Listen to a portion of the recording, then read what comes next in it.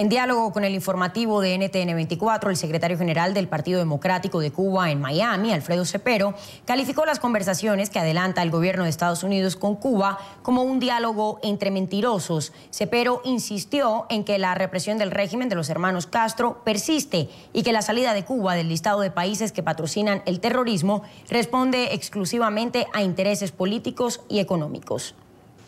Es interesante tomar en cuenta que se produce una relación, una negociación entre mentirosos. Luego ellos son individuos que están funcionando en base a intereses políticos y lineamientos ideológicos. Obama y el Departamento de Estado saben que Raúl Castro miente, pero ellos han mentido también. Aquí todo se reduce a intereses. El cubano como yo, que lleve tanto tiempo en esto y se asombre de la situación de actual, ¿está loco o es bobo?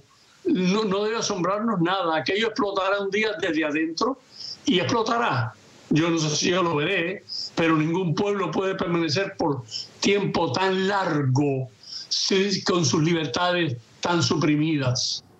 Establecemos contacto en vivo en San Juan de Puerto Rico con Layo Sasdi, experto en relaciones internacionales y en asuntos de defensa. Un buen día, gracias por acompañarnos en el informativo de NTN 24. Bienvenido. Muy buenos días a todos en Sudamérica, Centroamérica, el Caribe y Estados Unidos. ¿Qué decir de este informe, de este documento del Departamento de Estado? ¿Es político o realmente refleja la realidad? Bueno, al hablarse, por ejemplo, de que ha habido un aumento en ataques terroristas, en lo que va comparado el 2014 con el 2013, años anteriores, un aumento en el número de víctimas mortales, eso se puede decir que es correcto, esencialmente. Ahora, en cuanto a los matices, o sea, de poner en la lista de países que apoyan el terrorismo a unos y a otros no, ahí diríamos que eso es esencialmente político, son medidas tomadas por el Departamento de Estado, por motivos diplomáticos, por motivos, en el caso de Cuba, ¿no?, de mejorar las relaciones políticas para así abrir el camino a una mejora y estrechar los lazos, o estrechamiento de lazos en lo económico.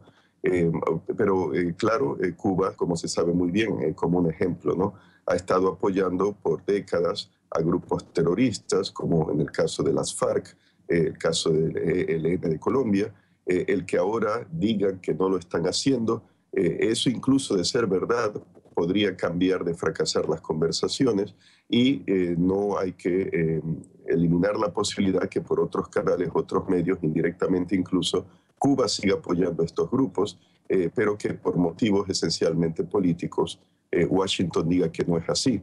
Y claro, les doy otros ejemplos. Está, por ejemplo, Arabia Saudita, Turquía, Emiratos Árabes Unidos, incluso el mismo vicepresidente de Estados Unidos, Joseph Biden, llegó a decir que estos países apoyan a grupos terroristas islamistas suníes en Siria, por ejemplo, lo cual provocó, claro, una reacción, una censura de las capitales de los gobiernos de los países que acabo de mencionar. Pero no es el único que ha hablado con referencia a esos países. El general Martin Dempsey, jefe del Estado Mayor Conjunto, en vistas ante el Congreso americano, hablando ante el senador Lindsey Graham de Carolina del Sur, pues llegó a decir también, sin mencionar creo que los países, de que él sabe de varios países aliados de Estados Unidos en el cercano oriente que apoyan a grupos terroristas como Estado Islámico. O sea que esos países, Arabia Saudita, Qatar, Jordania, Turquía, no aparecen en la lista de estados que apoyan al terrorismo en el informe del Departamento de Estado. ¿Y qué decir, por ejemplo, con el caso de México? Según este documento, no opera ninguna organización terrorista allí. Es que ahí está la cosa. Dicen que por ser grupos de carteles de la droga, como el cartel de Sinaloa, los Caballeros Templarios, por ejemplo, que no son grupos terroristas, pero correctamente deberíamos de llamarlos narcoterroristas.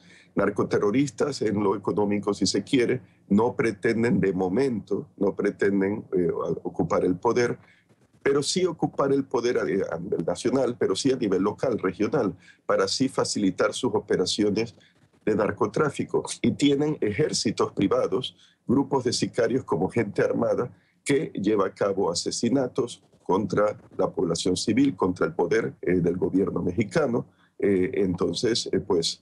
Hay 8 de esos carteles que podríamos llamar narcoterroristas porque están armados, fuertemente armados, han penetrado diversos niveles del gobierno mexicano, nivel nacional, presumiblemente, nivel estatal, nivel municipal, como el caso de Sinaloa y los 43. Entonces, no se los puede clasificar pura y estrictamente como entes mafiosos, criminales, que solamente se dedican a ganar dinero, sino que ya controlan e influencian la vida política del país y se puede decir que más allá, por sus conexiones internacionales con Sudamérica y Centroamérica.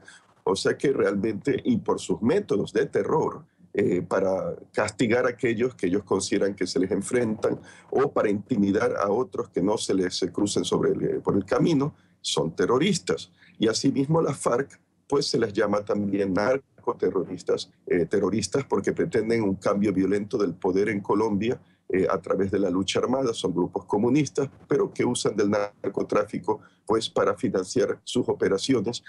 Se les llama narcoterroristas, pero siguen siendo grupos terroristas. En cuanto al caso de Venezuela, ¿sorprende o es algo a lo que ya estamos acostumbrados a escuchar? Nicolás Maduro no toma las medidas necesarias contra altos funcionarios considerados cabecillas del narcotráfico por el Departamento del Tesoro. ¿Esto es lo que apunta ese documento? Sí, bueno, según se ha aparecido en la prensa, hay complicidad por parte de altos miembros del gobierno venezolano con el tráfico de drogas que procedería en este caso pues de Colombia, del sur, de Perú, y son digamos que partícipes de estas redes internacionales que llevan la droga, por ejemplo, a Europa. Pero claro, no hay que sorprender que aún, vamos a decir, si Maduro no esté involucrado en esto, el presidente de Venezuela, pero como son altos funcionarios de su gobierno, incluso de él no estar implicado, claro, no querría que salga a la luz pública, sería un gran escándalo que hasta podría provocar la caída de su régimen. Pero no olvidemos también en ello el pasado apoyo del gobierno venezolano a la FARC. Y ahí está la cosa, que para el gobierno venezolano y otro gobierno vecino de Colombia, la FARC han sido luchadores de la libertad, pero realmente para el resto de la humanidad son terroristas, una banda armada, criminal, terrorista y ahora narcotraficante también. Así que ahí estarían enredados, vamos a decir, conectados, vinculados, en mi opinión, en vista del pasado apoyo en la época de Hugo Chávez, según se reveló con los documentos incautados a la computadora de Raúl Reyes, que el gobierno de Hugo Chávez colaboraba con la FARC. Habría una serie de redes, no solamente ya ideológicas, por motivos ideológicos del comunismo, de las izquierdas extremas, pero también del narcotráfico, por el motivo económico del tráfico ilegal de narcóticos. Y en ese sentido, el hecho de que altos miembros del gobierno venezolano se les acuse de formar parte sería una prueba más de esa participación de altos miembros del gobierno venezolano en esas redes que incluyen a la FARC y que incluyen a otros elementos del crimen organizado y narcotráfico.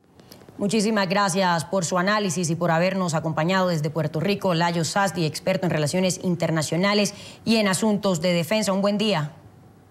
Muchas gracias. Buenos días a todos. Gracias.